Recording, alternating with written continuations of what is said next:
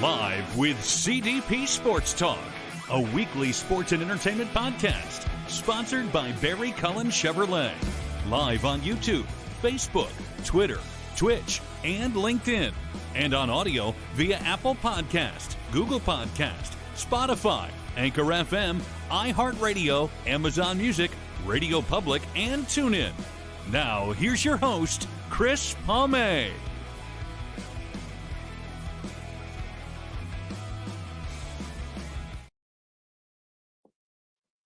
Good afternoon, everybody. Welcome to Season 7, Episode 38, Overall 368 of Live with CDP Talk Show, sponsored by Barry Cullen Chevrolet Dealership at 905 Woodlawn Road West in the Guelph Auto Mall. Check out barrycullen.com for the newest selection of new and pre-owned GM vehicles, or give them a call at 519-824-0210 and tell them Chris Palme sent you there as well. Live with CDP Sports Talk and Talk Show is also on weeknights from 8 p.m. to 9 p.m. Eastern on radio station WQEE 99.1 FM in Noonan, Georgia, just outside of Atlanta. And I'm looking forward to my guest today. This is her first appearance on my show, and she is a longtime actress on the long-running CBS daytime soap opera As the World Turns, and she was the executive producer on the digital drama series Anacostia as Alexis Jordan, and I'm going to bring her on now. Her name is Martha Byrne. Hi, how are you? Good afternoon. How are you? I'm excellent. How are you? Thank you for having me. Well, thank you so much for coming on, and I've been a big fan of yours since the 80s, and I started watching the soap opera As the World Turns in July of 85. Wow, so you're gonna have some good intel on all you're a true fan. Yeah, I just started watching it in that summer, and I got hooked on it. And then when I went back to school as being a teenager, I always would set my VCR and tape it at 2:00. And ironically, our show's on at the same time as the old soap opera was, 2:00. Oh, the old, yeah, now it's long gone, unfortunately, since 2010. But for a long time it was us, and then the talk came in and took that time slot. So that's still on the air, which is good for them, bad for As the World Turns, but so it happens. What are your thoughts on the current soap opera industry, and do you see maybe in the future some of them coming back on TV again, or do you feel it's going to be live streamed in the future? I think that, there's, I guess 4 shows are still on the air. I think that the digital market is the future of everything, right? I mean, even smart televisions now, you have a million choices. I feel like there's room for reboots for certain shows if the owners of those shows will license the rights to certain, to people, but that costs money. And, to have the budget to even start up a new show, look what All My Children has been going through the last couple of years to reboot that show and kind of the ups and downs of that. And there's always the behind the scenes stuff that goes on with bringing those shows back and what that entails from a legal standpoint. And I know that with As the World Turns, they were trying to do streaming. They were trying to bring the episodes back, but there's an issue with the music on the show and licensing, and that was an issue. So you need somebody to come in who has, first of all, the money, the dedication to getting it done, and really staying true to what the show was in some way, or else the fans they won't want to watch it, right? So we know what the fans like and we know what they don't like. But when you go into an environment, let's say, that doesn't understand the daytime world, which a lot of times happens, they want to change it, and that will in turn turn off the viewer. So I feel like there's room for that. I think there will be reboots of some of the shows in different formats and different forms in the future, because these are recognizable shows. One Life to Live, All My Children, As the World Turns, Guiding Light. There's a recognizability to it. So I hope so. I mean, I hope that there is room. I would love to be a part of that in some way. And I did try to bring World Turns back. I did work very hard to make that happen on my own end, and hit a lot of roadblocks with that process. And it wasn't that people didn't want to do it. It's almost too much effort, and legalities behind it to do it. But look, I think if ABC's done something really right, is that they've brought on characters from those shows into other to General Hospital, for instance. So maybe there's something there, maybe there's a way to test that market by bringing a character onto a show and say, that's garnering some interest or some eyeballs. Maybe we'll jump off on that. But it really takes dedication and time to that. And look, someone said Roku is airing old episodes of As the World Turns, which is great news. I don't know how that happened. I don't know what that's about.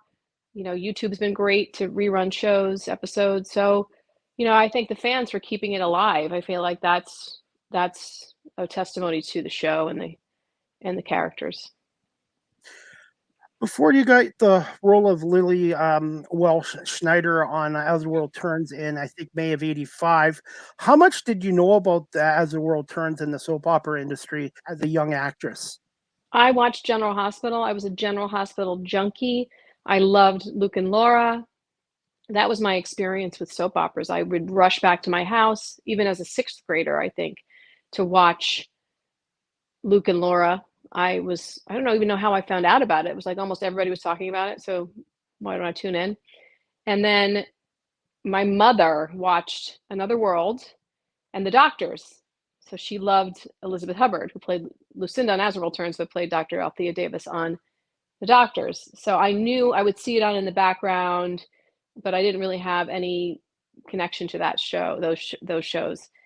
And that's pretty much it. And then when I got As the World Turns, my friend Allison Smith's boyfriend, Brian Bloom, was played Dusty at that time. So I kind of knew a little bit about him being on the show on As the World Turns, and he had won an Emmy for his role on As the World Turns. I think that was the first year I was there, possibly. But so I had some connection just on a personal level with it, but I didn't have any professional.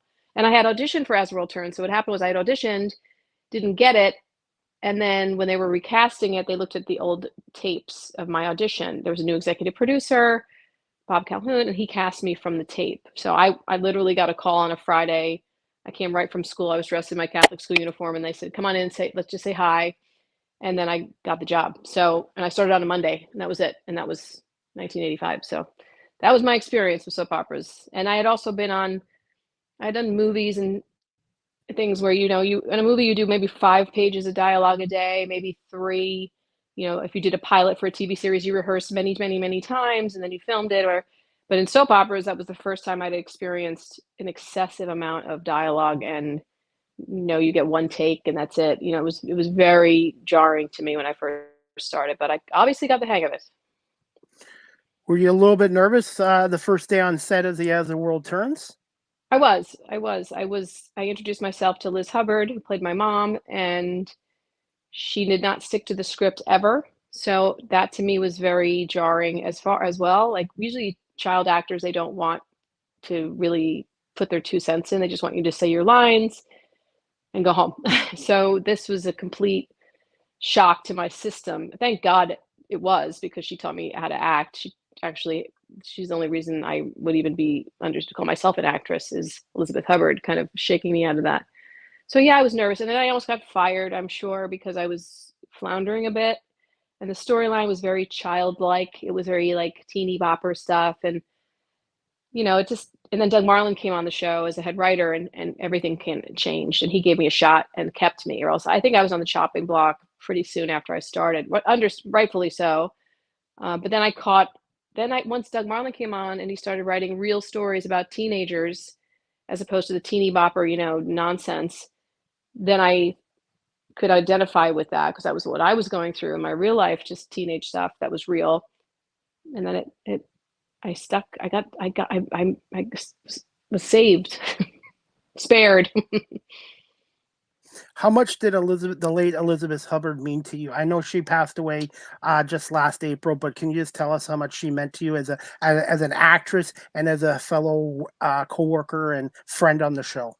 So she was one of those people that gave you freedom. I just did an interview with Maurice Bernard out in California, and we touched on this a bit, and I feel like I should talk about it again and kind of elaborate more on it. Is that, back in the 80s, in 1985, we didn't have social media. We didn't have anything other than each other as actors to support each other. As I said, most child actors are treated like children. and not really seen as peers. So when Liz, embraced my desire to want to learn, and I don't even know what that meant. Like she just could pick something up on me that I had something going on that needed to be cultivated as a mentor. That changed my life. And she was bigger than life as it was, just as a human being. And she spoke at the UN, and she took me to the UN, and we traveled together to Amsterdam together when we did some appearances together. She was a worldly, educated, most incredibly educated woman, but also I trusted her with my life. She was not just a mentor, but I looked to her as a sounding board for a lot of things in my life, personally, professionally. She was the one I would go to, and plus Lisa Brown too, who played Ivo, was my biological mother on the show.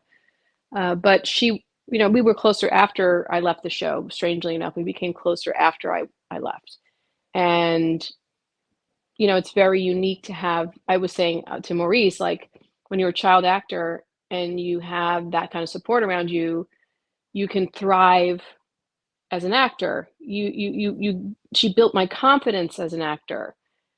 And because she built my confidence, I could be a better actor, because I wasn't in my head all the time and insecure and worried and, trying to please everybody. Like, she was like, let it all hang out. Like, just, there are no mistakes. You don't make mistakes. There are no mistakes. There's only just versions of a take. And that was how I was trained. And because I was trained that way, I got better. And, she was the one who would say to me all the time, like, you'd never stop learning as an actor. And if you think you've learned everything, you should quit, because clearly you don't understand what this job is. And she was right. Like, you always could learn something new. So she was an amazing human being, off camera, on camera. The world is a much less interesting place without her in it. That is for sure. And I'm so grateful that I had her in my life. So grateful. She added a lot to that show as Lucinda Walsh, and I just loved her character, because you never know from episode to episode what she was like. And they can write characters in, but it's the people that play the characters that bring them life. For sure. I mean, people always say, "Are you like your character?" It's like, well, if you're playing that role every day, to make it interesting, you have to add your experience as a human being to the character, kind of bring in more human qualities to that character. Whether you're playing a good character or a bad character or whatever, you use your own experiences. And Liz was not like Lucinda, in a sense that Liz really became Lucinda on set. She was very method in that direction. She really lived the moment. She lived in the moment. But these were all her ideas that she came up with that made her unique, that made her character one you remember. Like, people remember things she said, her lines that she said 30 years ago. That to me is such a testimony to her performance. That's what people remember, how it made them feel, right? How that character or those lines made them feel. They laughed, or they were aghast, or whatever. And she was a master at finding something out of nothing. Like, she would find a moment in everything. So every breath that she spoke, and everything she said, every eye, movement was part of what she did to create that character. And that's why she was so beloved by people, is that it was real, but also it was unique in what you would see on daytime television. I wanted to also ask you this, Martha, too. Did you have any other mentors when you were first starting up in the acting industry when you were younger? And were there some other mentors on the set of As the World Turns as well? Sure. I mean, when I started, I was in Annie on Broadway when I was a kid, and I really started understanding theater performance, for watching some of the greats on that stage. John Shuck, who played Daddy Warbucks. I mean, we had Alice Ghostly. Not many people are gonna know who that is, but she was in Grease and tons of movies and television. She played Miss Hannigan. We had a lot of really powerful women who played Miss Hannigan through the years I was there. And then when I worked with Dick Van Dyke, he played my dad in a movie that I did. And I worked with Catherine Houghton, who was Katharine Hepburn's niece on a film. I worked with Carol O'Connor. I worked with some of the best people in the industry to, and I say mentors, is that I will say Angela Lansbury, I was on Murder, She Wrote, Sure. all those people had one thing in common, is that they saw you as a peer, and they raised your performance up based on their performance. It wasn't about them against you. It was about, we were in this together. So when you're working with Angela Lansbury and you're doing scenes with her, you are through osmosis getting better as an actor, because you're not in your head thinking about, oh, what am I going to do? It's Angela Lansbury. She made you feel like we were in the same arena, which we were. But not all actors are like that. Not all actors, no matter what skill level they are that welcoming and that. But I will say the people that I've respected the most are that way. So as my career went on, I was fortunate enough to be around people who kind of molded my ability through their own support of my work. And that means they're very secure people in their ability. It wasn't like it wasn't about a jealousy. There was never that. So I had, and then when I was on World Turns, I worked with Elizabeth Hubbard. I worked with Lisa Brown, who played Iva, Bill Fichtner, who played Josh, who's now become one of the most successful actors in Hollywood. And I was his first acting job on television. I worked to work with him. My heat's coming on if you hear the heat. And I worked with Kathleen Widows, who played Emma, and Larry Brigman, who played John. And I was around those people every single day. So, and John Hensley, when that was his second job, played Holden. We kind of grew up together on that show as new actors, really taking risks together. And Brian Bloom, who's an amazing actor, played Dusty. Just to watch his work as a teenager was, he was uninhibited and had no fear. And so all that kind of things, that influences who you become as an actor. If you're surrounded by egos, you're never going to learn anything, because they never make it about you. They make it all about themselves. So, and I didn't have that at World Turns. Like I was saying, I'm making a joke, like I never once worried about how I looked, or it was never an issue. It was all about the acting. And thank God, I don't know if I could be a 15-year-old actress in this industry starting out now, between social media and the criticisms and all the kind of attacks that happen on people's physical appearances and their performances, like nitpicky. I think that would make me very uncomfortable. But I didn't have that, and I'm really grateful that I got to grow up in a world that was not about that. Martha, what advice would you give to somebody who's watching this live stream or listening to our show today that's thinking about being an actor, or actress, and being at a young age as well?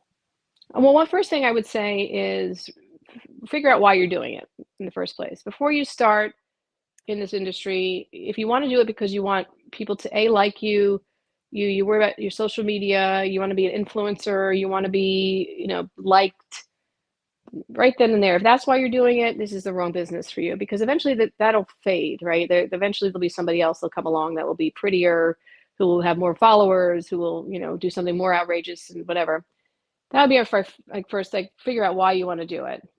If you love it because you like to perform, I always say I could perform. I did the national anthem at Giant Stadium in front of 70,000 people. I've also done the national anthem at my kids' local football game. I loved doing it. I loved performing. It didn't matter what it was about, where it was. It should matter about that.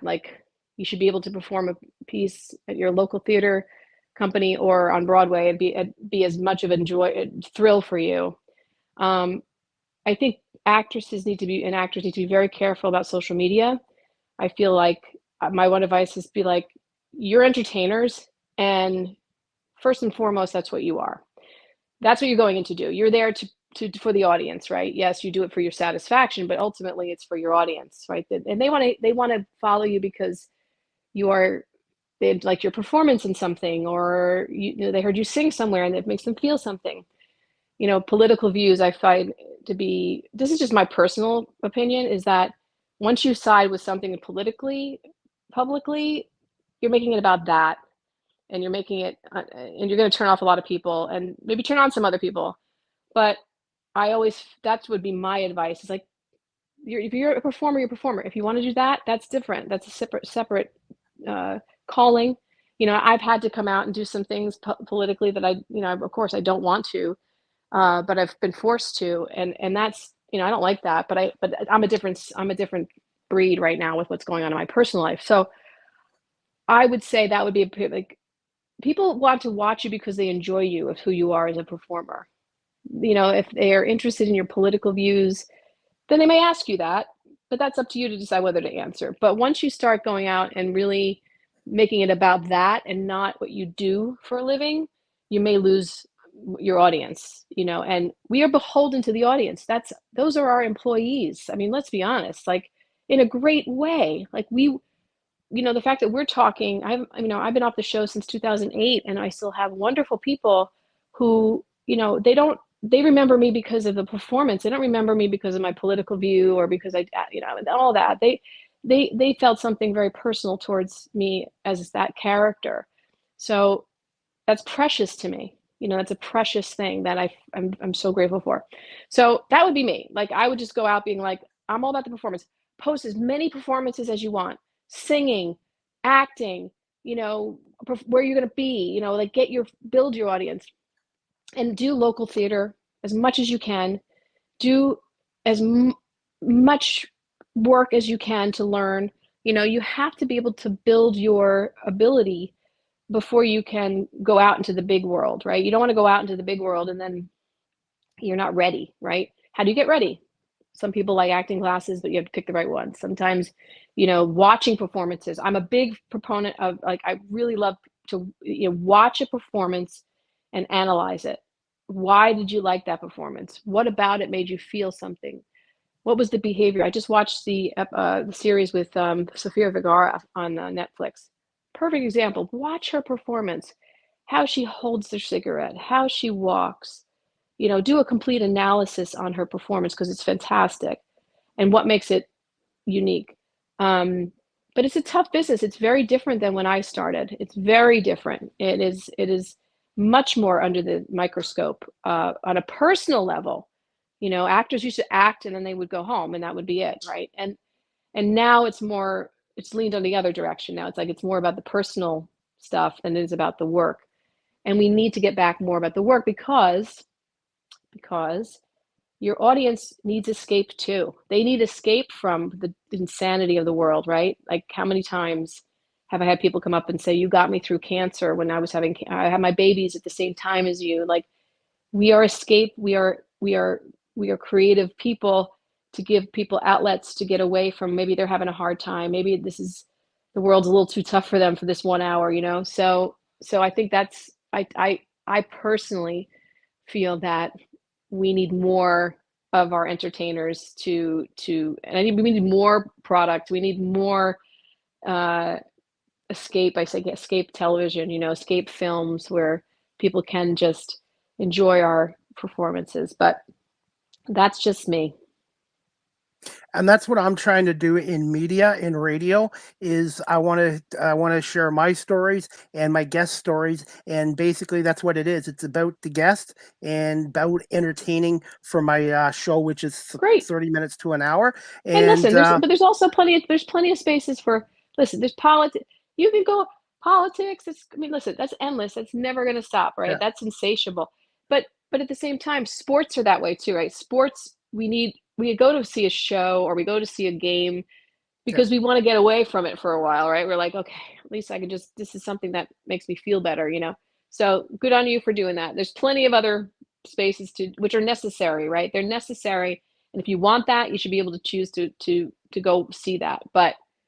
And we can't forget about entertainment. It's been a salvation for during times of war and at times of tragedy and at times of, like after 9/11, when they first threw that pitch out at Yankee Stadium, the world changed, right? After 9/11, that one, everybody forgot about the nightmare we were all living for that in that moment. And it wasn't about anything other than healing. And I think we have a great responsibility in the entertainment industry to remember that our role in the universe is to partly, I'm also a big believer in using your platform for good, meaning that we have these gifts to be able to go like raise money for charity and and again, if you want to be political, fine, that's fine. I get it. but that becomes who your identity then, right? That's like part of your identity, and fine, I get it. But to me personally, I want to be able to use the platforms I've been given to interact, to raise awareness about, people in need, whether it be, whatever that means. Like, I just feel that was a part of my calling to do this, is to give back in some way, and not make it about me, right? Make it about what I believe. It's like, well, okay, but I do much better if I could spread it around to millions of people, to help and heal and have joy. Like, I'd rather bring joy to people's lives than like more of the anger and the divisiveness that's been going on a lot in our world. The funny part is when I started watching As the World Turns, I was a very shy person. I hated talking in classrooms. I avoided public speaking. And now that I'm 52, I'm on this platform where I'm on live stream audio. I'm on camera, behind the camera. And I guess I've kind of reinvented myself over the years. And Good for you. I'm trying to prove to people age is just a number, and you can Oh, big time. change careers. You can change careers at any age as well. Absolutely, I agree with that. And don't be afraid. It's like, fear is the stopper of progress, right? It stops progress in your life, fear, and we all suffer from it. But what's the worst thing that can happen? I mean, it's like someone said, "How could you sing the national anthem in front of 70,000 people and not be nervous?" Because I said, "What's the worst thing that's going to happen? I mess up.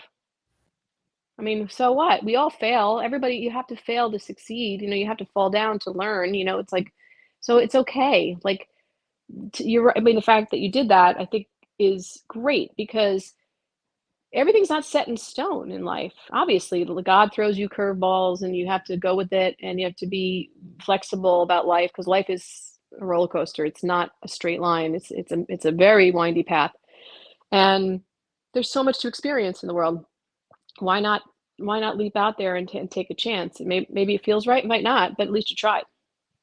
Absolutely. And I know with the media radio industry, I've had a lot of successes, but I've also had a lot of setbacks. I don't use the word Hmm. failure. I call them learning setbacks. And you learn not Absolutely. to take things personally. And when you do get your successes, I was told just stay humble and just keep, and don't change from who you are. Be yourself, Right. because people will gravitate. And when I first started this, Martha, 4 years ago, I was scripting everything. I was nervous and I wasn't very good, but I had some people give me some advice. Just talk to your guests like you're at a coffee shop, at a sporting Right. event, and it makes for better conversation. Agree. I agree with that wholeheartedly. And you're doing a And great I job. So, Well, thank you. And I think my former profession, I was in corporate security at a racetrack casino. I had to deal with billionaires, millionaires, people who lost their homes. So I had to deal with all walks of life, and I had to hmm, communicate and listen. And I think that's kind of prepared me for this career into excellent. radio media. Great. Good for you. Congratulations. And also reaching out for guests. I love doing it. It's not an easy job, but a lot of times people say yes, and sometimes people say no. But one thing I've learned in media, and it probably applies to acting or any other career too, is don't take no's personally, and just keep Oh, no. improving and keep learning. For sure. I mean, listen, if you're an act, if that's another piece of advice too, like for an actor, like, don't take it personally.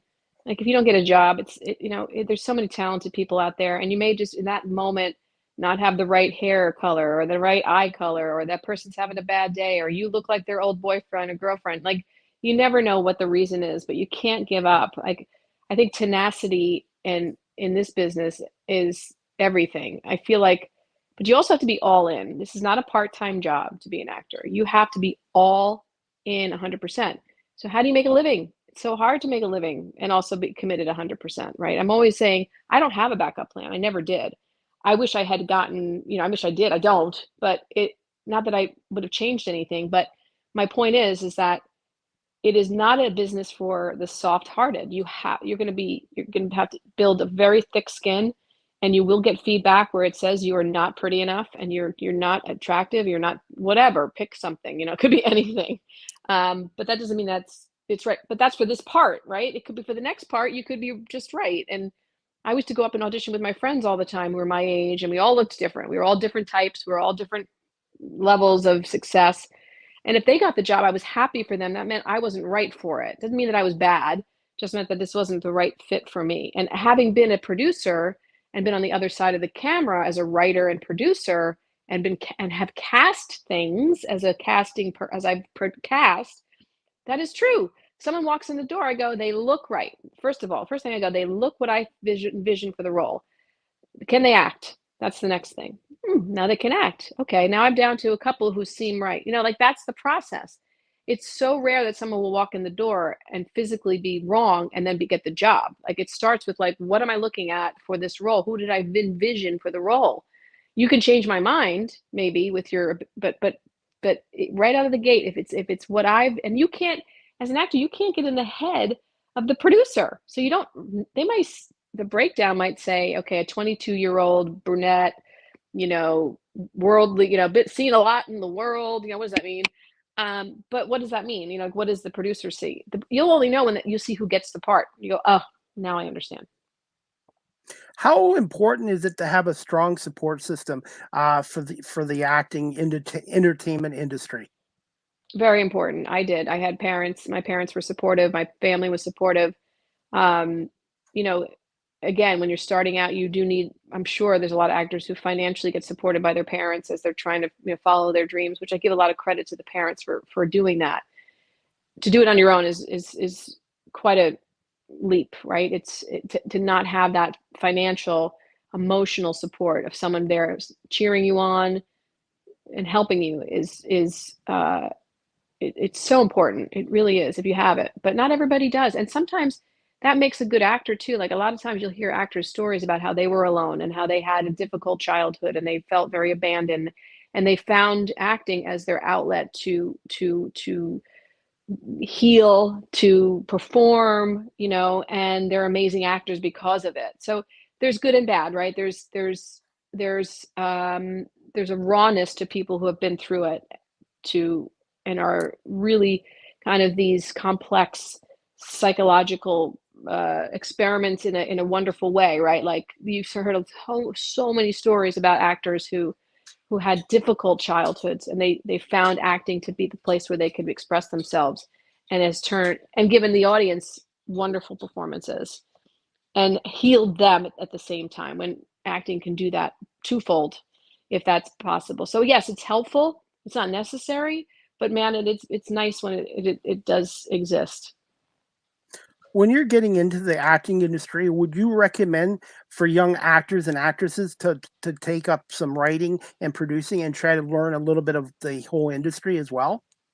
I always loved, as a child actor, I asked a million questions. I wanted to know what kind of lights they were, what kind of cameras they were, what is the lens, what does that mean? What is a barn door, which is on the light? Like I was a sponge for information. I think writing is very important as an actor, as you're breaking down character. So you can actually like write a backstory for your character. Let's say you go to an audition, you want to you have no information. You have no information. They give you like 4 pages of a scene. You have no background. You have no idea what the show is about because they can't tell you. And you kind of have to create your own backstory for the character. I suggest writing it down, because not only will you have a nice writing piece that you can save forever, it helps you as an actor get into the character for yourself. Like sometimes you have to make it up yourself. You have to make it up because you don't know. I think I say the word producing in the sense that, watching a performance and watching a directorial, or something like The Handmaid's Tale is a masterclass at acting, writing, directing, producing. It is on the screen. It is everywhere in that show. You need to analyze that and what makes it good. That's a producer, like recognizing that. So we're all producers. Actors are all producers and somewhat writers. But as you evolve in this business, it's good to have those skills, because whether or not you utilize them or not, it is really great for your brain and your creative space. Like you're not always going to be acting. You're not always going to be able to get the job. So why not do something creative in the interim that expresses your creativity? And you can't just be like, well, I'm an actor. It's like, well, okay. But also, what else do you want to contribute to the world? once you start writing, you'd be surprised how similar it is to being an actor. It is the same expression on paper, and you get better at it every time you do it. Every time you write a piece, you get better. Every time you get better, and it'll make you a better actor if you're going to be a better writer. Absolutely. Another word I wanted to use with you, Martha, and this applies to a lot of careers as well. Did you find there was a lot of burnout in the industry when you first started up in the 80s? Oh, for sure. I mean, there's how many child actors are really still acting today, right? Of my group, when I started with Sarah Jessica Parker was in Annie right before we were in the same, company. You have Sarah Jessica Parker, you have Allison Smith who played my Annie, and there's not a lot that kind of continue for several reasons. They outgrow it in the sense that they don't want to do it anymore. They burn out because they've now, their star was so bright, and then where do you go from there, right? You kind of hit the peak of your career at 14. How do you sustain that? And eventually they're like, I'm out, I'm done. Or they go behind the camera and start producing, which is also really happens.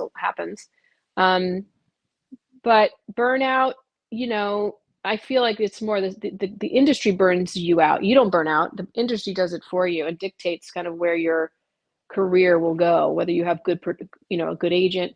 The best actors sometimes is like, you know what, I need a break and go. I went to college. Like I think Jodie Foster went to college, like took a break and went to college and said, you know what, I'm going to college to take a break. Not everybody can do that. Not every actor can do that. Not financially, career-wise, it could be the death knell of your career, but they recognize that they have to, or else they will burn out. So, a lot of child actors do not do this for a career. They leave because it is like an all or nothing for child actors. It's hard to transition into adulthood in the business. And throughout the years, I've seen a lot of people kind of just say, this is not for me anymore, for whatever reason, a myriad of reasons. Have you ever thought about in the future writing a book? I do. I am. Yeah, I do. I am. I mean, I started writing on Medium, that platform. I just did 3. Okay, guys, I just think we lost our guest, Martha Byrne. Hopefully, she'll be back in a minute or two. Just an issue with her Wi-Fi connection. So, hopefully, we can get Martha back in a minute or two as she was talking to us about her acting career and being on the longtime CBS daytime soap opera As the World Turns as Lily Schneider Welsh. I'm hoping we can get her back on in a couple of minutes. You know what? While we're waiting for Martha to come back on, I'm going to play a little clip of one of her songs. She wrote it in 2006. Martha's also a singer. She's had 3 albums out. Martha Byrne's Woman Thing Music, and The Other Side. And one of her songs is called Find My Way Back, and it came out in 2006. So while we're waiting for Martha to come back on, reconnect with her Wi-Fi internet, I'm going to play her song, courtesy of Martha's YouTube channel. I'll wait 1 second. We'll just see if we can get Martha back. Martha, are you back? Okay. Well, like I said, technical difficulties do happen on TV and they do happen on live stream. So while we're waiting for Martha to come back, fingers crossed, I'm going to play her little video clip of one of her songs, Find My Way Back from 2006. And she's had 3 albums as well. So we're just going to play that clip courtesy of her YouTube channel as we wait for her to come back. Just bear with me, guys, and I will get the...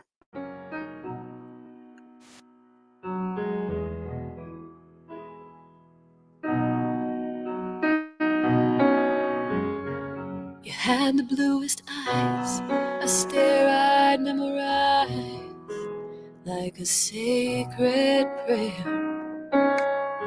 You didn't have that much to say, but I listened anyway.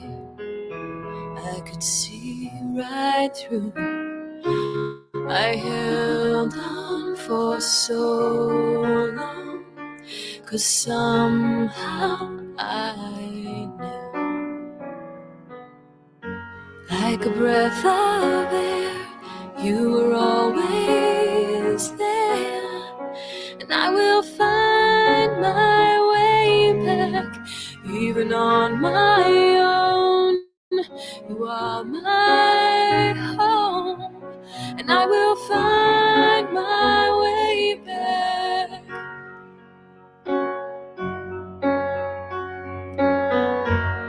I know you so well, there are things I'll never tell. Now your secret's safe. I've been walking next to you. What you want, I want it too. Now just take my hand. Time may be broken, but we are strong. Like a breath of air, you were always there, and I will find my way back. And wherever I go, you are my soul, and I will find my way back to you. You could turn on me, you could run away, but no matter what you do, I will always be in love with you.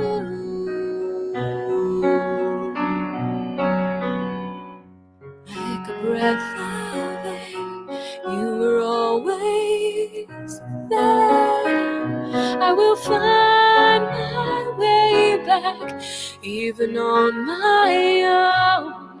You are my home, and I will find my way back. Like a breath of air, you were always there, and I will find my way back.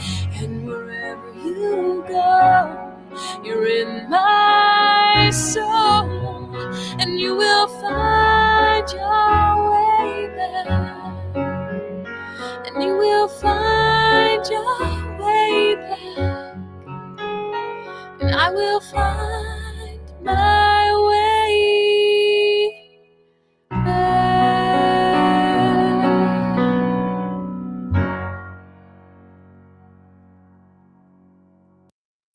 That clip was courtesy of your YouTube channel, and I always learn to have a plan B with my guests just in case with technology difficulties as well. So I'm going to bring back Martha Burns right now, and welcome back.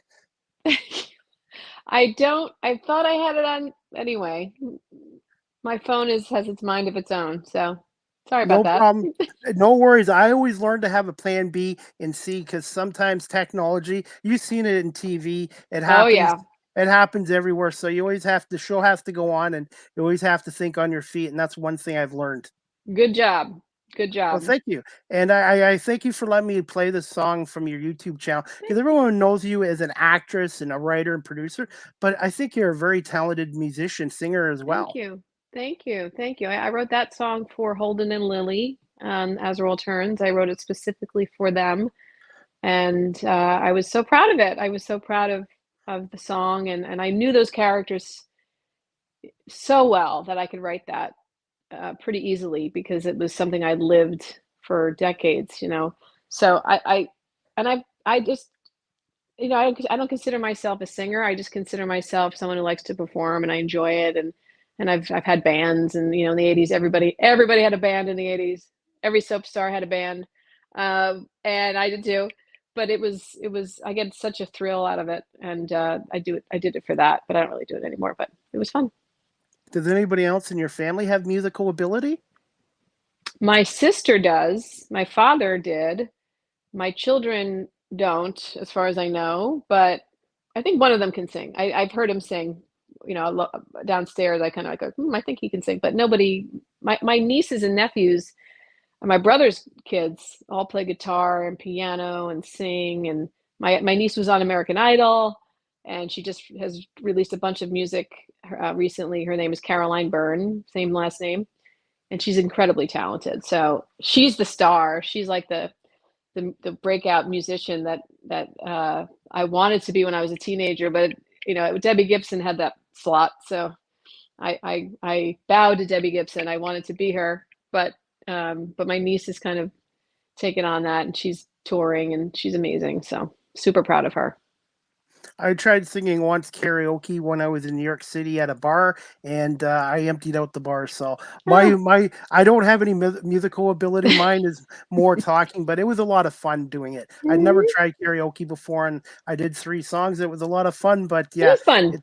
It's a lot of fun, but you either have it or you don't have it with music. For sure, but it's still fun. Hey, Martha, are you still okay for a few more minutes and a few more questions? Sure, absolutely. Okay.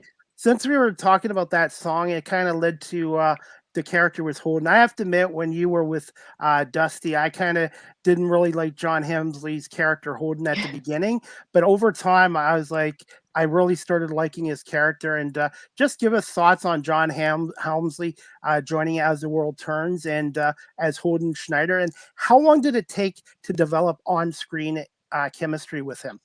I had chemistry with him at his screen test. I mean, he was 19, I was 16, I think. And when he walked in the room, I just couldn't, I've never seen anyone more beautiful in my life. I mean, I'm not kidding. Like, he was a absolutely stunning human being, super quiet, which made him even more sexy, and mysterious. And I'm like, my reaction when I auditioned with him, John jokes about, you made my career, it was all because of you. Well, it in a way I would say no and yes, because I probably screamed to the producers, like, you have to hire this guy. Like, he is, I couldn't even put into words what it was. And I think that was the point, like, he was so charismatic without saying anything. And they were looking for the audience that I was, which was a teenage girl, right? Like, my reaction to him was so strong. And they brought him back again to audition again because he was still new. He had just had one job. He had been on One Life to Live a little bit. And he auditioned with me again. And that was it. Like, once Douglas Marland saw us on camera together, he thought, this could be a good pairing. But initially they had him with Emily. That was the plan. Oh, I did not know that. Yeah, I don't know why they even screened. I think because I was so young, I think there was a concern that I was so young that it wouldn't fly with the audience. They were like, she's super, super young, and he's, not a lot older, but physically looks a lot older than her. And they couldn't deny it. Like, there was so much chemistry there between the two of us that they had to write that story. And that lasted forever. Like, every time we would split up on camera, the characters would want to get back together, and the audience would want us back together. And there's a very small group of couples in the soap world that have that. Bo and Hope, Luke and Laura, we kind of fell into we always get like the top 10 most whatever couple, most tormented couple on Daytime. And we just clicked, we had a trust with each other as actors and friends, and we grew up together, but we never dated in real life. And I think that also was helpful because a lot of those actors dated, and it was like disastrous after, like they would hate each other. And then it was done, and they'd still have to work together. But we always had separate, I had a boyfriend and then got married, then he got married. Like, we had chemistry, but we never ever dated. I think that was helpful to keeping the tension up. Not that we wanted to, it was just there, it was just something that was always there for the characters to play, which was great. Because if we didn't like each other off camera, if we had animosity towards each other, and I've seen that happen. It's not pretty. It's not pretty on set. It is very hard to watch in the studio because they hate each other and they have to work together. And then it always ends up blowing up and they can't write it anymore because it's become so volatile. So we avoided that, by life. Life kind of did that. So we always had some sort of connection. And I feel like if we did a scene tomorrow, we'd still have it. It's just, and one of the directors once told me, Maria Wagner, who directed all the love scenes on As the World Turns, because she was so good at that, like that chemistry and really maximizing it on camera. She said, never, ever, ever stop looking him in the eyes. She said, never stop looking him in the eyes, because that's where it lives. The connection between the two of you is where it lives, in the eyes and how you look at each other. The second you start looking away from him or trying to be shy with him, you're taking away. But if you look him right in the eyes, I can tell everything that's going on in your mind through that performance in your eyes, and him too. So that was a great note from one of the directors, and I really used that. If you watch all of our scenes together, I will never take my eyes out of his eyes. I'm always looking at his eyes, unless I deliberately don't want to look at him because I'm guilty or I'm upset or I don't want to talk about it, or there's an acting choice there.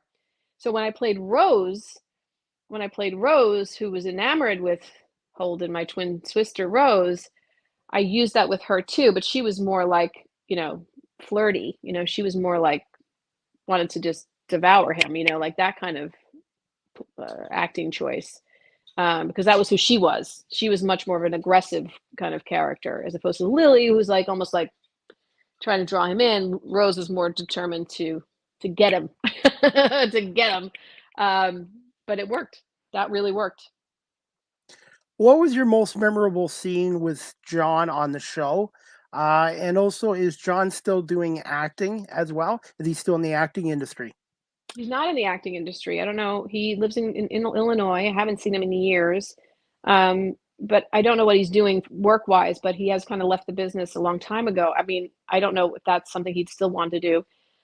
One of my most memorable scenes with him, I think this first one, he jumped out of the hayloft the first time I met him on the show. Lily saw him, and it's so funny to watch that episode because my New Jersey accent is so strong. It's so funny to me, but it's so real. My reaction is so real. Like this dude just like with no shirt on, just jumping out of this hayloft, right?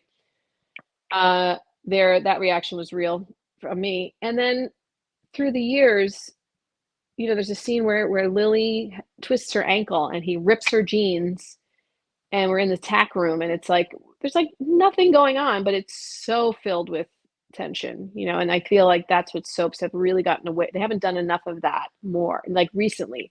There's no words. It's just these two people, and he's kind of just staring at her and kind of, torturing her. And in that moment, that really kind of solidified their connection, right? You didn't need words. Holden was a man of few words. I also think that when they reunited in the bell tower after I came back to As the World Turns, and that was a memorable scene for me because it was the first time in daytime history that an episode had aired on the East Coast, but it got preempted on the West Coast, and the audience went nuts. They started calling.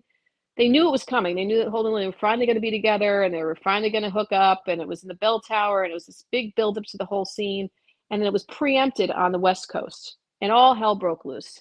Phones started ringing, and the chaos ensued, and Laurie Queso was our executive producer at the time, and he had been an executive at CBS before he came to us, and he made a decision that they would repeat the episode the next day, which was unheard of because of advertisers losing money. How do you do that? How do they get paid? What does it mean if we're replaying the commercial? We have to play them twice. Like this was a big deal. And he knew he could not allow the fans to miss that. And he didn't replay it at 2:00 in the morning. He didn't, he said, no, we're going to replay it again on the East Coast and the West Coast again. And that to me said a lot about not just our fans and how amazing they are, how invested they were in the characters in the show, but also our show and how much they loved the audience. They believed in us as a couple and how valuable they were to the show and how important it was. That to me was a testimony to their commitment to not just me as, Lily, but also John and like the whole story and the love of the show. That was a big deal. That was a really big deal. And we, it was just, chaos. That's all I can tell you. The phones, there was no internet then, so it was all phone calls. They were calling CBS, they were calling the office, everybody was like so upset. Understandably, they invested years in this couple, and finally they were going to get together. And I don't know what the emergency was in California. Probably rained. I don't know. I was going to ask you this later, but I'll ask you this now. How did you guys come up with the character Rose D'Angelo? Was that your idea and input? And how much fun was it doing that, playing her twin sister? And also, what were some of the challenges of playing her on screen? I guess how would they screen you guys both at the same time? Obviously, being one character, just behind the scenes of that. So Rose came about because off camera I was very funny. I mean, I'm not saying I'm funny. I'm just saying that I really I was like the queen of one-liners and jokes, and like I would make the crew laugh all the time. And I was always just the life of the party in that sense, where I am from Jersey and I am a Jersey girl, and I grew up in, in a tough environment as, that kind of personality, not in a bad way, in a great way. And our executive producer at the time, I was doing these St. Jude events where all the fans would come. And at one point I dressed in like a really bright orange outfit, and I was singing on stage, and I was like full tilt, everybody was dancing and carrying on. It was great. And he said, we need that character on the show. Like, we need to find a way to get that character on the show, to give it to give the show's template a little bit of levity, meaning like some comedy, some funny. And that's where, so he decided to have the writer write it in. Now, the character is only supposed to be a look-alike in the beginning, which I thought was okay. It was fun, but it's still not based in any roots of the show. And then Hogan Sheffer became the head writer, and he goes, why are we not going into the history of the show and writing it in as a twin? And that's how Rose became a twin. I loved that character because she was kind of the commentary on what was going on in the town with Barbara, and she would call people out all the time, and like she had zingers, and the writers must have had so much fun writing the character because you could say anything, and we could get away with anything with that character. She could say anything, she could do anything. And I feel like soaps need that character. A lot of soaps had characters like that, that are funny, but this one in particular was so funny. And like I look at old videos now, I'm like, wow, that was pretty edgy, the things that I would say in that as that character that you probably couldn't say today, but it was so freaking funny. And I love that she could, and she didn't care. She had no filter. And so what would happen was usually I remember, they something where they do a split screen. So you'd play one character first, and then I would go quickly and change into Rose, or was it the opposite? Anyway, I do one character first, depending on who was kind of driving the scene.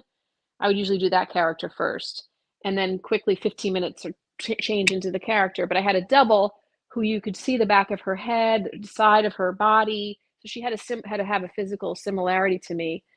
And our director Michael Audubon was great because he had directed all the Another World character twin stuff with Anne Heche and Alan Wheeler, so he was great at like crossing the line and pushing the envelope about like, seeing the side of the double's face at sometimes, so it looked very realistic, and it was fantastic. I loved that character. I was really bummed when they killed her off. I thought we had just begun to play, and I got to play with other actors on the show when I was Rose. Barbara, Scott Holroyd, who played, and Roger Hallworth, and who played Paul Ryan, and I got to do some with Kelly Menihan, who played Emily, and Maura West. I got to play with her, a lot, which I never did as Lily. So it was like this whole world opened up for me as that character, and created a lot of storyline for other characters, which is the best part of that job, is that if it creates story for other people, we all get to play. It's a win-win for everybody.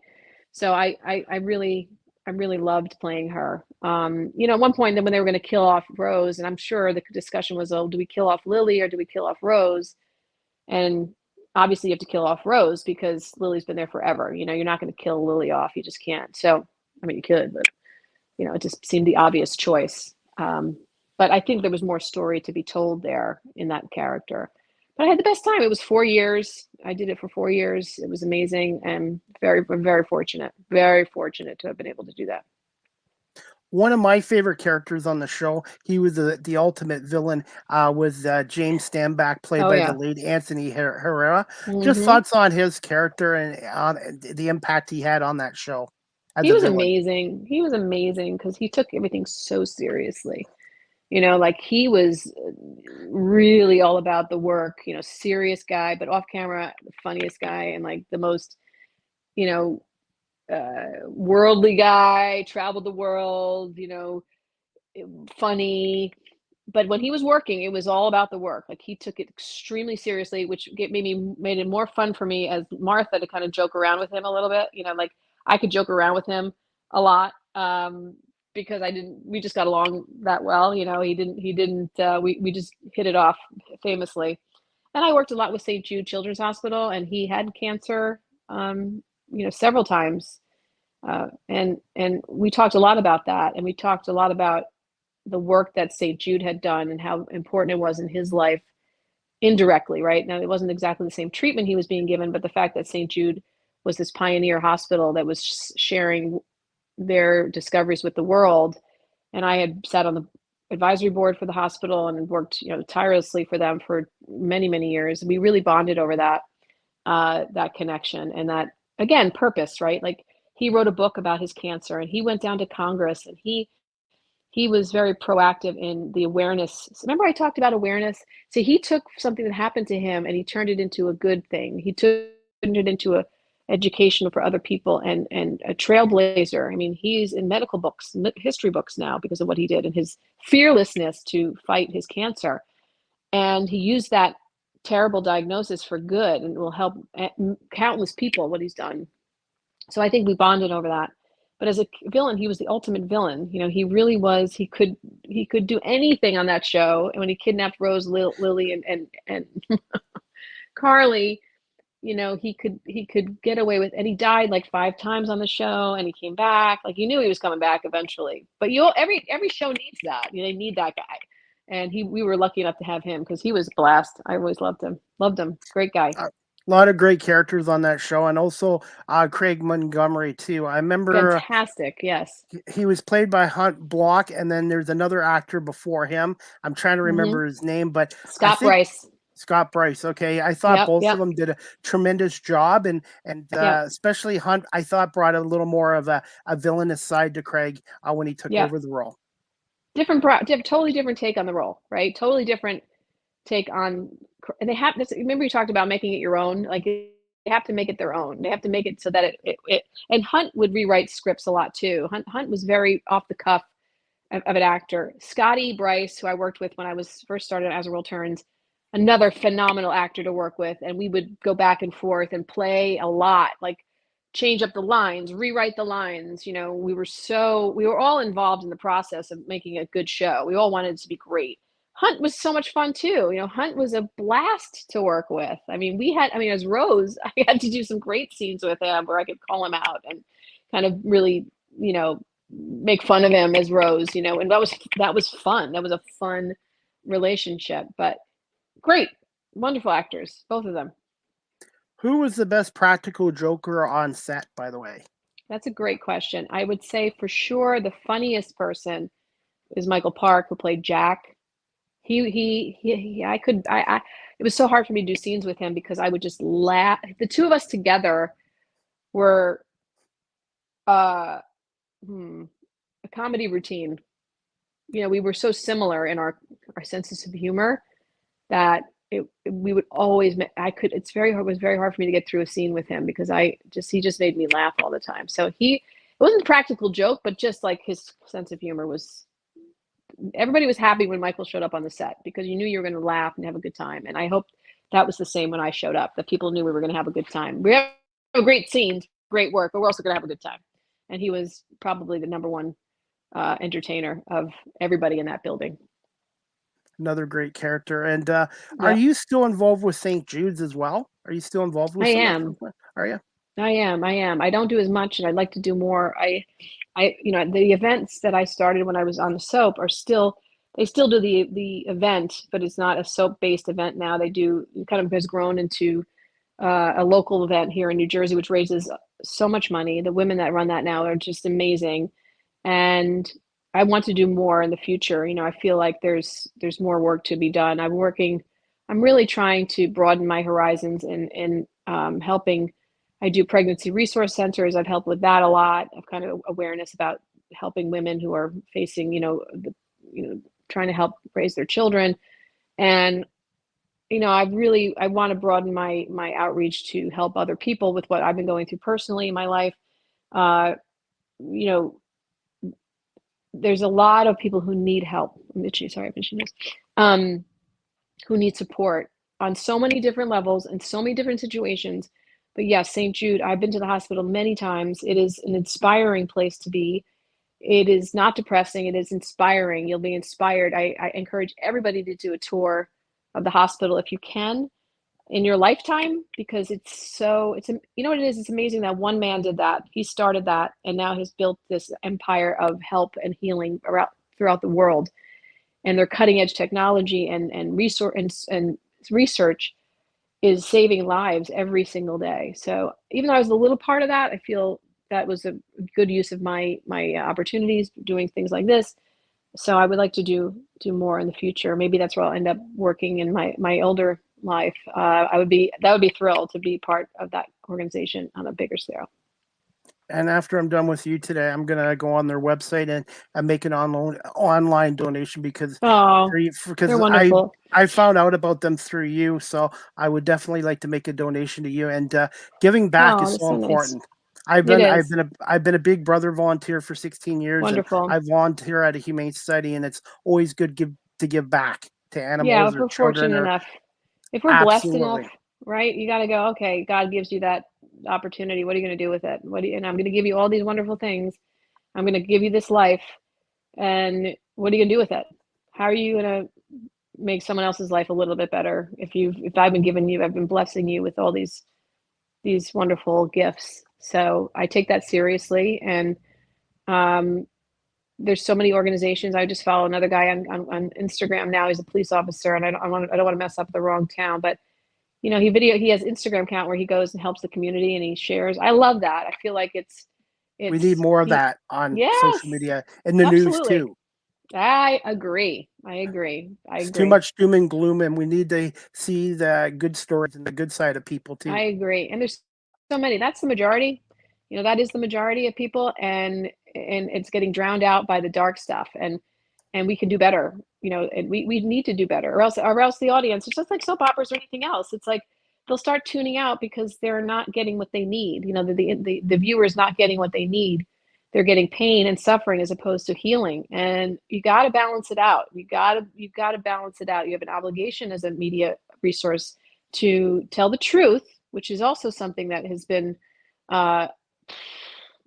dismantled in so many places. B, to balance out the news to benefit your viewer, because again, they're your audience. They are the client, right? So treat them better. Absolutely. Do you have time for 2 quick questions and we'll wrap this up? And I apologize for keeping you over an hour, but we're having a great conversation. And I have nowhere to go. I mean, literally, I'm going to go upstairs and make lunch for somebody. It's okay. We're actually getting snow here today. We've only had snow maybe 2 or 3 times here in the Toronto area, and it's like it's nice to see snow on the ground again. I'm one of these old school guys that I missed having a white Christmas, and I like having snow in the wintertime. Yeah, we have a little bit here. It's almost gone, but we did get a little snow. Definitely. This question I wanted to ask you, Martha. I do this with all my guests. What's a fun fact about yourself that your fans might not know about you? Gosh, I feel like they know everything, which is great because I am pretty much an open book. I'm a really good cook, and I don't say that lightly. And I really want to be able to share more with people about how I have come to this place in my life that I'm really good at it, and I want to get better. But I'm a very good creative cook in the kitchen. What's your favorite thing to make? Favorite dish to make? Well, I make a great meatball. I make a great, I've got some good ones, but that's like the meatball is pretty much like my own concoction. I came up with that recipe myself. Gosh, I make a really good vodka sauce, which is, again, that's a tricky one for penny vodka. I make vodka, I make a great chicken cutlet, like perfection. I mean, really good. And I have a lot of critics in my house. I have a lot of foodies in my house. And trust me, they will tell me if it's good or if it's not. And they're all healthy, well-fed individuals in my house. Favorite dessert? Chocolate lava cake. I mean, come on. How could it not be that? With ice cream and whipped cream, it's my favorite. I haven't had chocolate since October 2017. Oh gosh. I had to give it up. I was heading towards diabetes, and Oh no, you don't want that. No, so I decided I gave up chocolate, ice cream, and a lot of stuff. And yeah, it's just I have a sweet tooth, and if I have chocolate, I can't stop. Well, it's designed that way. It's very addicting. Absolutely. Mm-hmm. And finally, where can my audience follow you on social media? And do you have any more Twitter X, or I still call it Twitter, but X-based shows coming up at some point, audio? Yes. So I'm going to be doing a lot more spaces on X. I love that platform. I love that you can just jump on and talk to your audience and in a second's notice. So I'm going to be trying to do more of those and more Facebook Lives and interactions. Martha Byrne 10, the number 10 is my Twitter handle. Martha Byrne on Facebook, my professional page, and I post a lot of things there, a lot of interviews I've been doing. And you know, I want to say thank you, first of all, for the people that have continued to follow what I've done and supported me. And I'm so grateful. Everybody, we're just so grateful for that. But you know, there's a lot coming. I can say that on a professional level. There's some things coming on a personal level. I encourage people to go to Medium, the medium.com, and go follow my writing. So far, I have 3 chapters that I've written about my career, and I'm going to be expanding on that. And I'm going to be publishing something in the next couple of days on there that is going to be pretty powerful, which is kind of explains. You know, I know some people know that what happened in my family. Yes. What happens when the FBI shows up at your door before dawn? What is that like? And I'm going to be publishing something about that in the next couple of days, so people can understand what that feels like. You know, from a writing perspective, it's a great outlet to explain emotionally, like kind of what that is and what that feels like, and I really try to put the writer in my shoes. And I've done that with the first 3 chapters of the that I wrote about my Annie experience, which is called My Life as a Soap Opera. That's the title of it. I really don't know what the title means yet, because it's really not about the soap opera yet, but I kind of feel like it is.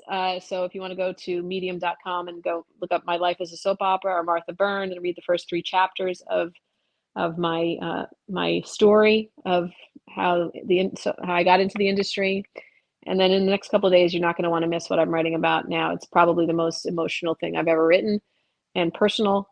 And it's just the beginning, because there's a lot more to tell. Definitely. And do you have any TV projects coming up in the near future?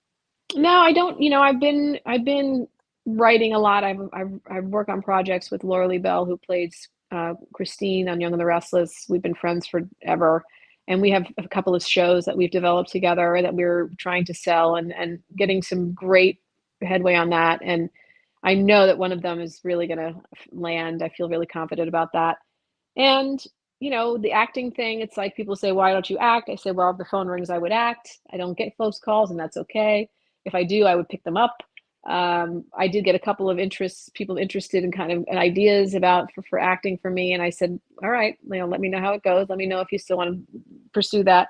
But right now it's more about my family and getting through what we're going through right now. And then what that looks like on the other side. I'm getting a lot. I'm looking into maybe being a commentator. I've gotten approached about that.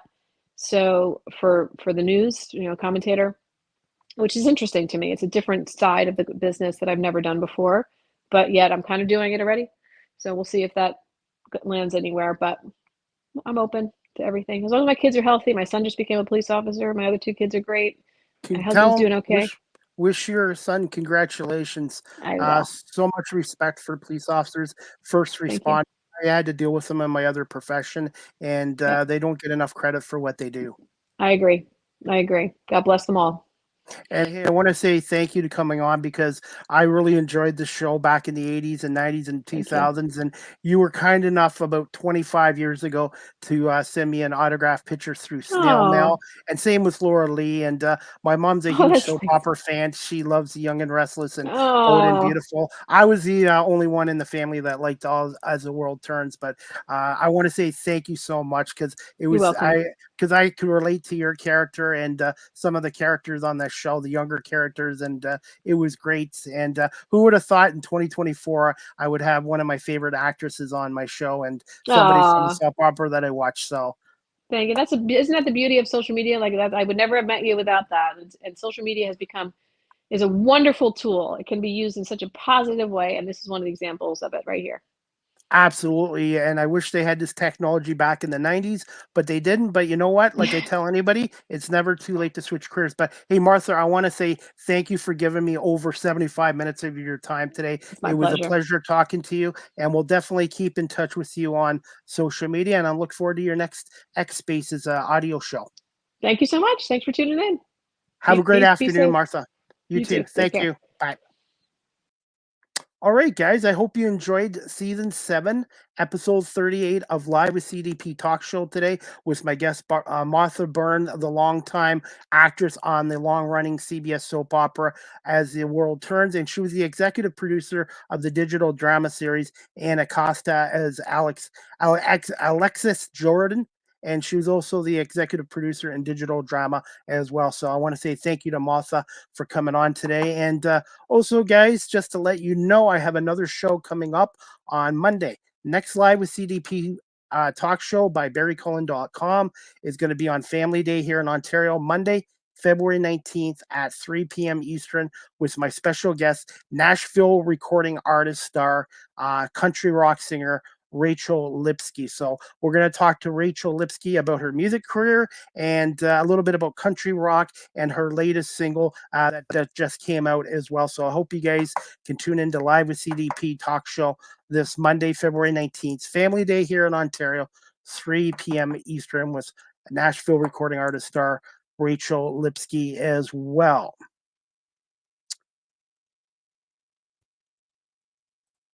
As always, Live with CDP Sports Talk is a weekly sports and entertainment talk show hosted by yours truly, Chris Palme. Is on weeknights from 8 p.m. to 9 p.m. Eastern on radio station WQEE 99.1 FM, The Key, the home of Southern sports and talk, the heartbeat of Atlanta. Our radio station's website, if you'd like to listen to my show live streamed at 8 o'clock at night, is wqeefm.radio12345.com. Live with CDP Sports Talk is also live streamed on these platforms: YouTube, Facebook, Twitter, Twitch, LinkedIn, and now available on Instagram if you'd like to follow me there under Chris Palme. My website is beacons.ai/Chris D. Palme. All my social media sites and all my media work, digital media work, is on beacons.ai/Chris D. Palme. Live with CDP Sports Talk again is sponsored by Barry Cullen Chevrolet Dealership at 905 Woodlawn Road West in the Guelph Auto Mall. Check out BarryCullen.com for the newest selection of new and pre-owned GM vehicles. I'm still loving my 2023 Chevrolet Trailblazer RS model, and also you can call them at 519-824-0210 or email them at info@barrycullen.com. Speaking of Barry Cullen Chevrolet right now, discover a winter event on at Barry Cullen Chevrolet with a 2024 Silverado 1500 RST, 0.99% financing for up to 60 months. More details at barrycullen.com. And also with a new vehicle purchase at Barry Cullen Chevrolet, get up to a $140 instant rebate on winter tires on a set of 4 new Bridgestone Blizzak winter tires on a purchase, finance, or lease of an eligible 2022 to 2025 vehicle at Barry Cullen Chevrolet. You can also follow me, this content creator, at TikTok at Live with CDP. That's at Live with CDP on TikTok. StreamYard is the official live stream provider of Live with CDP Sports Talk. If you're into webinars or podcasting such as yours truly, check out StreamYard.com. You can get basic plans for free or get a plan like I have, professional, for $49 US a month. And if you're a business and do a lot of webinars or a lot of live streaming for your business, check out StreamYard.com and contact the sales department for business pricing for StreamYard. Again, StreamYard.com. It's one of the best live streaming providers out there as well. Live with CDP Sports Talk. Again, the audio version is available on these platforms: iHeartRadio, Amazon Music, Google Podcasts, Spotify for podcasters, Apple Podcasts, Breaker, Pocket Casts, Radio Public, Spotify, Castbox, LinkedIn, Pandora, and Tuned In. You can also email or text live with CDP Sports Talk at cpalme19@gmail.com, or you can text the show at 519-820-7188. Any comments, questions, suggestions, feedbacks would be greatly appreciated as well. Also, guys, finally, before we get into the Super Bowl 58, I just want to say my deepest sympathies and condolences to those people that were affected by yesterday's Super Bowl shooting in Kansas City, Missouri. 30 people injured, one woman killed, a local DJ. So all my deepest sympathies and condolences for those who were affected at the Super Bowl for the Kansas City Chiefs. And I'm not going to get into the political side of this. It's just an awful event when people go to a Super Bowl parade to celebrate the Kansas City Chiefs winning Super Bowl, and unfortunately another mass shooting in the States. And I'm praying at some point the government over in the States will do something about guns. But just wanted to send out my, again, deepest sympathies and condolences to those people that were injured and the family of the one woman who was killed by the shooter. Thankfully, they apprehended, I believe there were 3 shooters, 2 juveniles and an adult. So again, it's just awful. So, and as for Super Bowl 58, congratulations to the Kansas City Chiefs winning their 3rd Super Bowl championship in 5 years, their 4th Super Bowl championship in team history, and being the first NFL team in 20 years since the 03-04 Patriots to win back-to-back Super Bowl championships, and only the 9th team in NFL history to repeat as Super Bowl champions. And Patrick Mahomes winning a 3rd Super Bowl MVP, joining Joe Montana and Tom Brady. Just amazing. And that throw by Mahomes to McCole Hardman in overtime was just amazing. San Francisco, tremendous game, tremendous season, but again, they fall short. So San Francisco's lost 3 Super Bowls in the last 11 years, and they fall short again. And this is the second time they've lost to Kansas City in 4 years, having a 10-point lead. And Patrick Mahomes, whether you like Patrick Mahomes or you don't like Patrick Mahomes, he is the current GOAT right now in the National Football League.